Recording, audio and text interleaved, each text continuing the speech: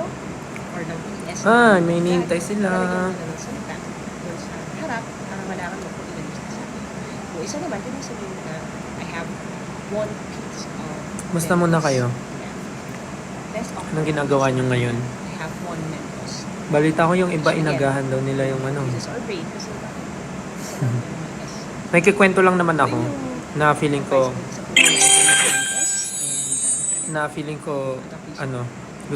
gusto nyo malaman. Ang Mentos ba ay singular at ang plural nun ay Mentoses? Actually, kinakabahan nga ako. Baka mamaya masyado kong na-hype. Tapos wala naman palang kwenta yung sasabihin ko.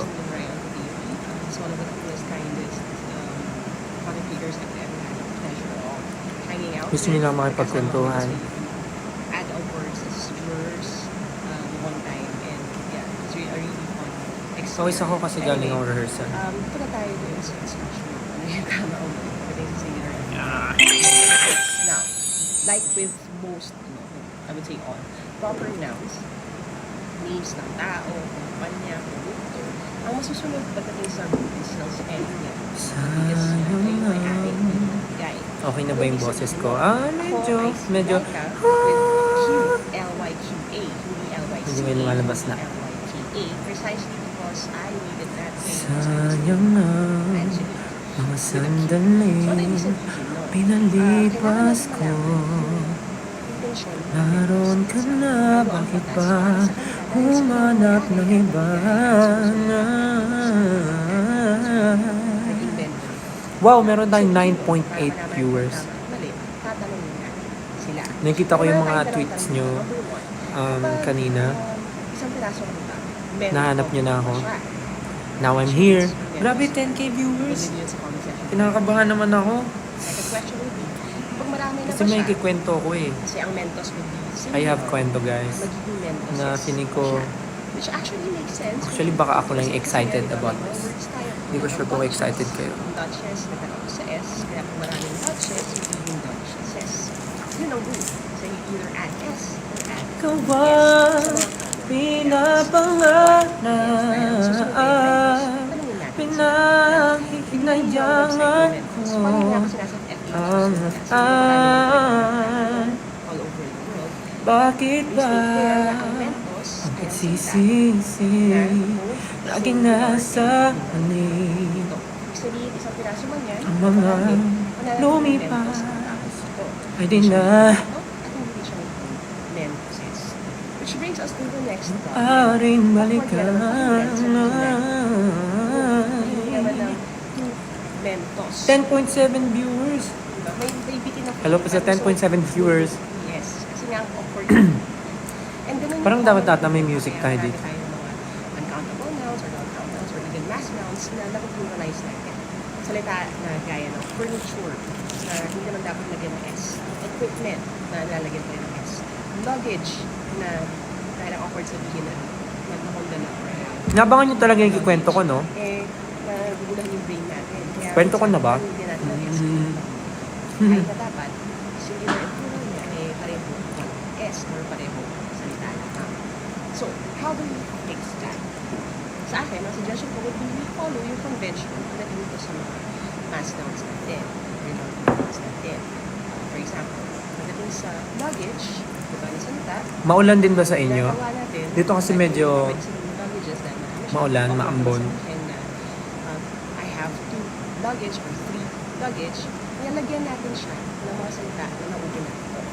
Hello sa ating 11,000 viewers. Now, the same thing is happening So, sige na nga. pag-pluralize ng Gusto niyo ba magkwento or magkanta muna ako? Any type ng proper noun na nagtatapos sa S. Kwento o kanta? Pwede natin sabihin would be instead of Kwento agad? meron pong 3 Kwento na po. Mentos Sabay? would be to say that I have Kanta? pieces of Kwento? Mentos. Paano yun? Both? Instead So na sabay? S sa dulo, Guys, or alam S na niyo ba? pagkanta, lalagyan mo na ng salita. Nung isang araw, lumabas ako. Isa naman, yung sabihin na Tapos, naglakad. Lakad na lang ako. which again, Oy, uses our brain kasi sana noon pa. Joke lang. Ayun, sige na nga, kikwento ko na. Total, marami namang viewers. Actually, na-excite ako. Mentos ba Alam niyo kung bakit? ay singular at ang Kasi plural parang, nun ay ganito muna kasi yung mentoses? story. Great question. Sige, pag-usapan natin yan. Last time kasi, di ba may ganap kami. May schedule kami, SB19. Tapos nakasakay kami sa service van, sa artist van. Tapos, along QC, may nadaanan kami na, di ko alam kung ano siya, kung ano siya, para siyang building siya, na plain building lang siya. Di ko alam kung, nung una, wala pa akong idea kung ano siya. Mukha lang siyang building. Parang ano nga siya, parang peta yung itsura, pero hindi siya peta. Parang siyang building lang. Tapos may nakapaskil sa labas ng building nila, sa door, na parang tawag doon, nagka-cast sila ng mga singer dancer, parang ganun. Nagka-cast sila. Tapos nung nakita namin yun, na-curious kaming lahat, especially ako. Inalala ko yung lugar. Basta along along QC lang siya. Inalala ko yung lugar. Tapos nakita ko nga yung nakapaskil nga dun sa pintuan nila, na parang nakalagay audition ata yun eh. Tapos chinik ko yung number, ganun. Tapos hanggang sa ayun nga. Tapos nagtanong kami kung para saan yung audition na yun. Tapos it turns out na parang yung building pala na yun, meron silang mini theater sa loob. Para siyang mini club eh. Parang ganun. Pero more on theater siya. Mini theater. Tapos kaya pala sila naghahanap ng singer-dancer kasi parang meron silang upcoming na project. Meron silang upcoming project. So, ewan ko, na-curious lang ako. Tapos, tinanong ko lang kung pwede mag-audition. I don't know. Kasi parang ano yun eh. Parang may theater play sila dun sa building na yun.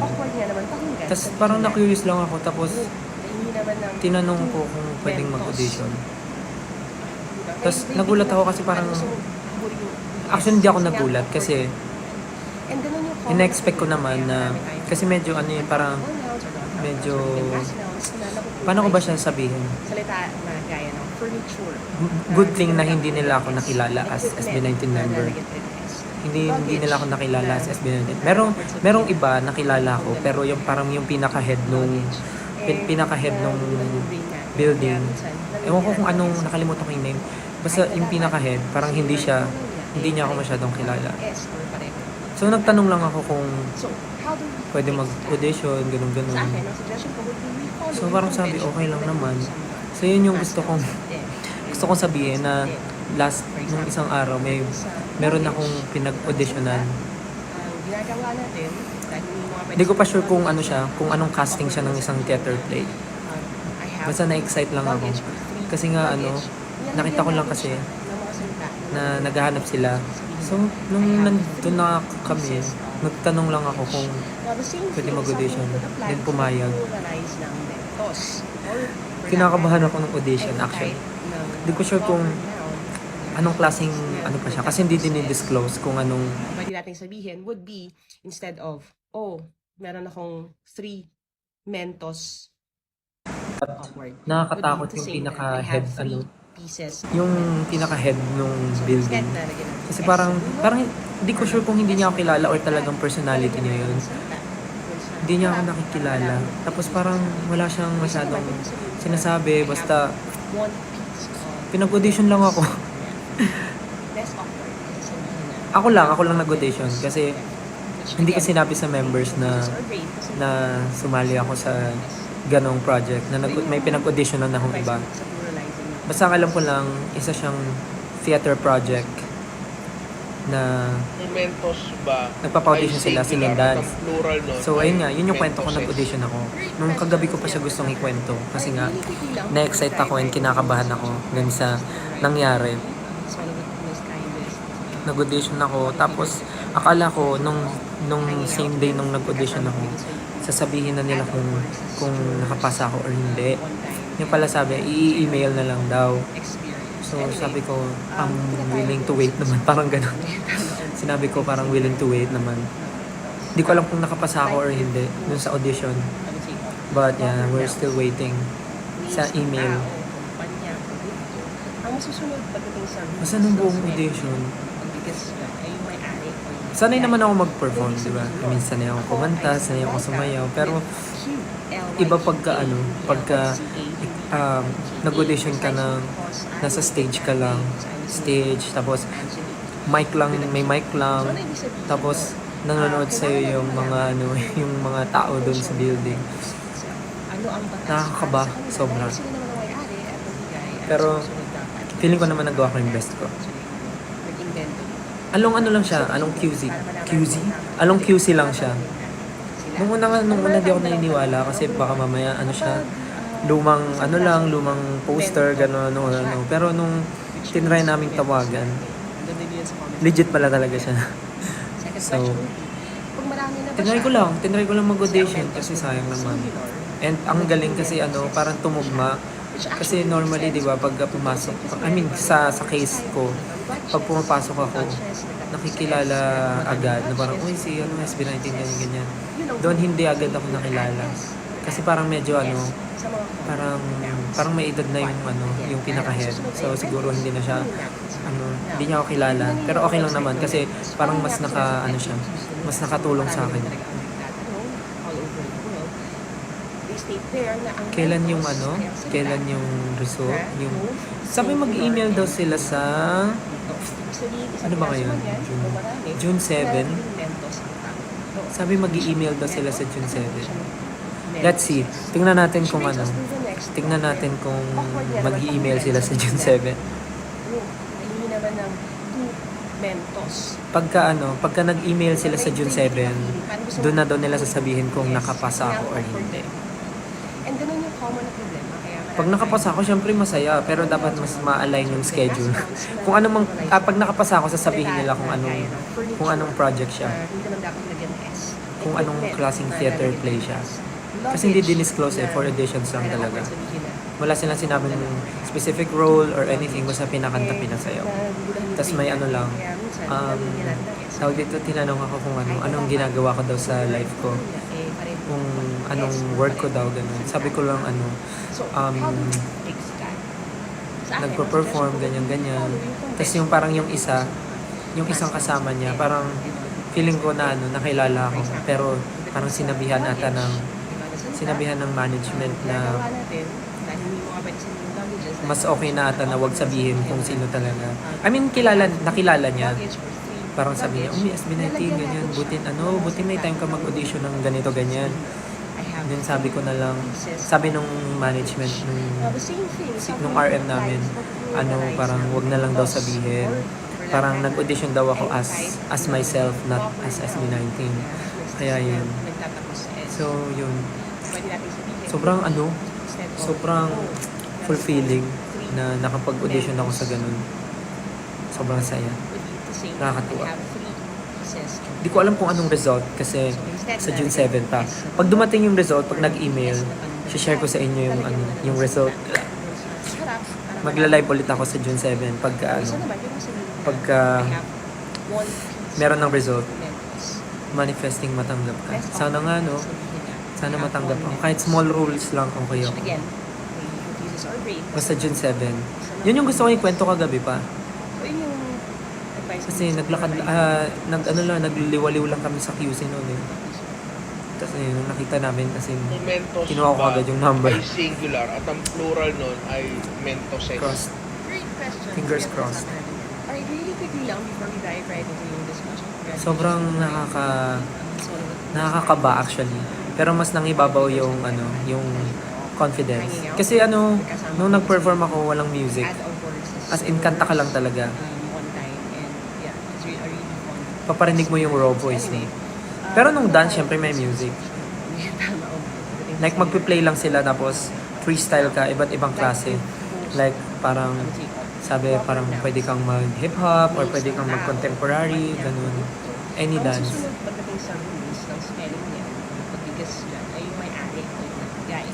Ano ibig sabihin nun? Ako ay si Laika with Manifest na makapasok sana. Ako din, yun din yung ano. Pero sana ano rin, tugma sa schedule.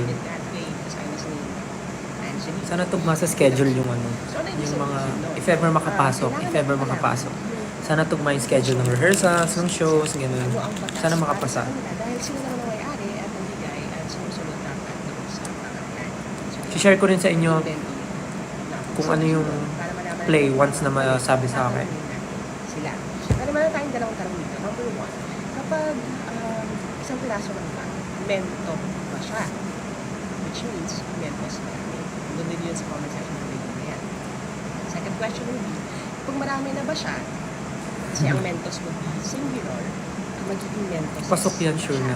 which actually makes sense. Ano mga kinanta ko? Kasi nga, di ba, may mga words tayo. Gusto niyo ba malaman ano yung mga pinang ano to? Duchess, sa S, kasi maraming Pinang audition ko. Duchess.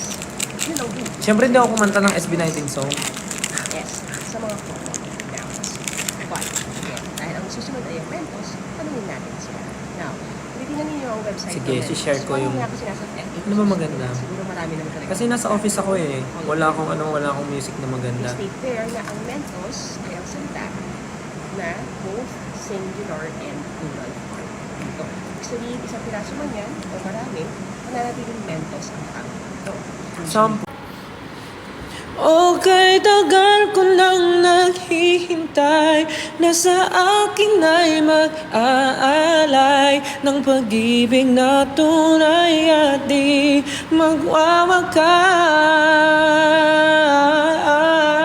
magwawakas. Pangarap ko ang ibigin ka at sa habang panahon ikaw ay magkasama. Ikaw na lang ang siyang kulang sa buhay kong ito. Pangarap ko ang ibigin ka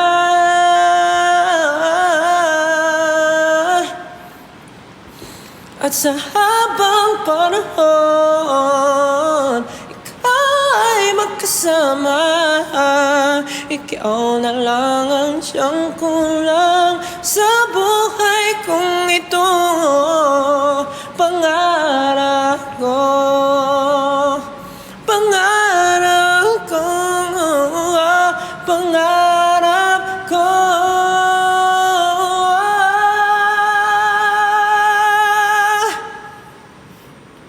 Ang ibigin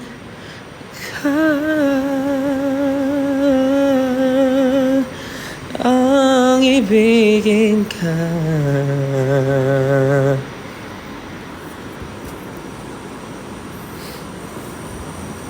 Ikaw, anong pangarap mo?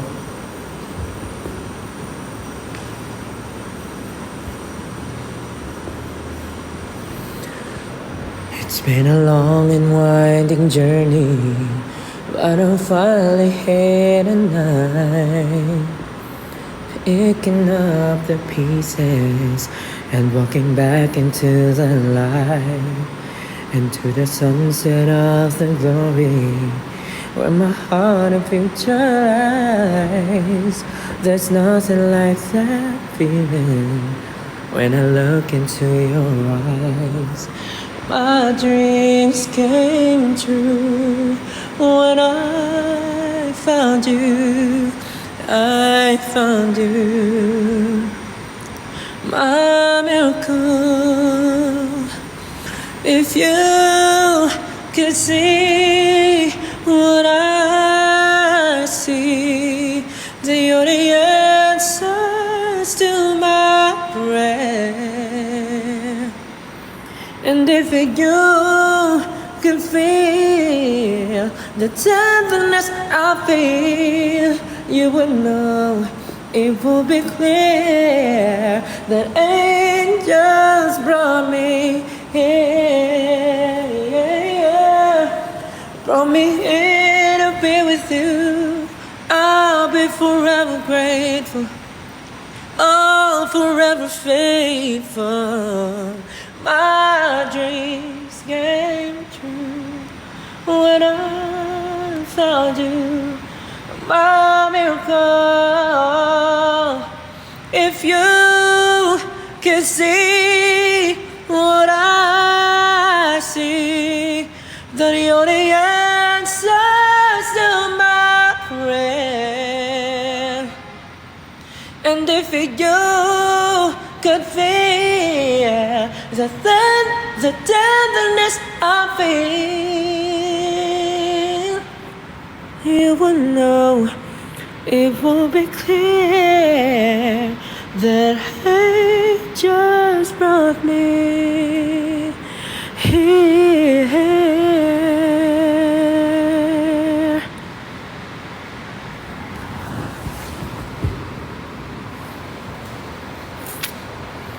Hindi ko na alam anong gagawin ko.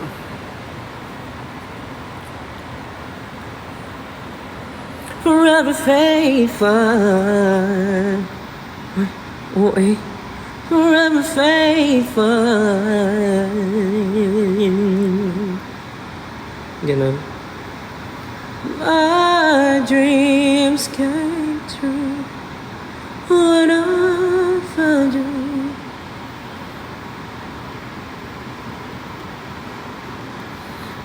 Maglagay tayo ng effects. Maglagay tayo ng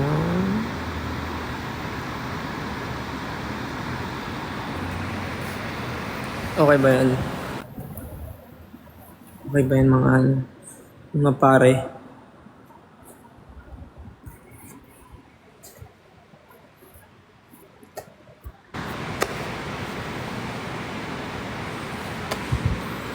You don't know, babe, when you hold me and kiss me slowly, it's the sweetest thing, and it don't change. If I had it my way, you will know that you are.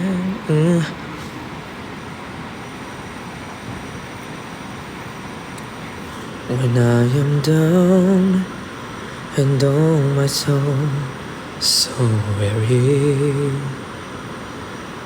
troubles come. Pinagsasabi mo? Bakit mo pinagkakalat na ako nagkakalat ng ugali mo?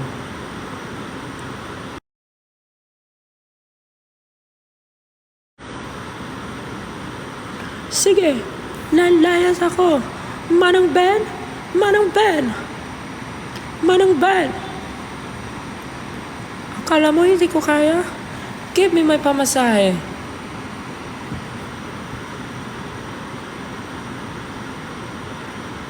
Sige, alis na ako. Manang Ben, Manang Ben, Manang Ben.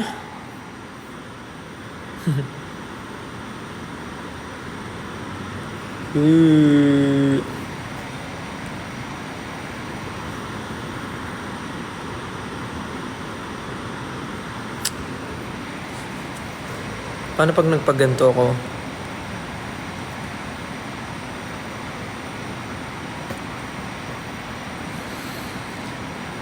Ikaw ang bigay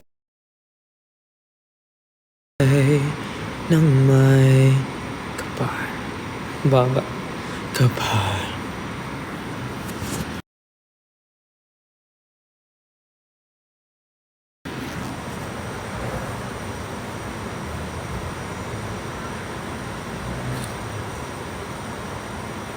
Alam mo, wala na akong gagawin. Yun naman yung shinare ko, yung audition nga. So, pag nag-email sila sa June 7, magla-live ako, i-share ko sa inyo yung result. And sana sabihin nila kung ano yung play para ma-share ko rin sa inyo. And ano pa ba? Yun lang naman yung kwento ko. Sana nagkaroon ng kwenta yung pag-aantay nyo. Excited din ako sa June 7. Sana makapasok. Pag hindi ako nag-live ng June 7, ibig sabihin hindi ako nakapasok. Hindi, dapat may closure. Makapasok ako o hindi, magla-live ako ng Gen 7. Para at least may closure. Okay ba yun? Anyways, sige na. Para makapagpahinga na rin kayo at makapag-prepare ng mga kailangan yung gawin. Ako din ay kailangan ng kumilos, umuwi.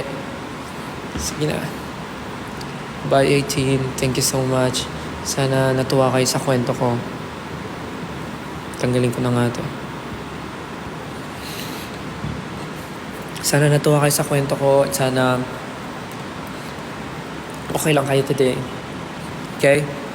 Okay, thank you so much. Salamat sa pagnood ng live and hope to see you soon. Thank you so much. I love you. Bye-bye. Love you.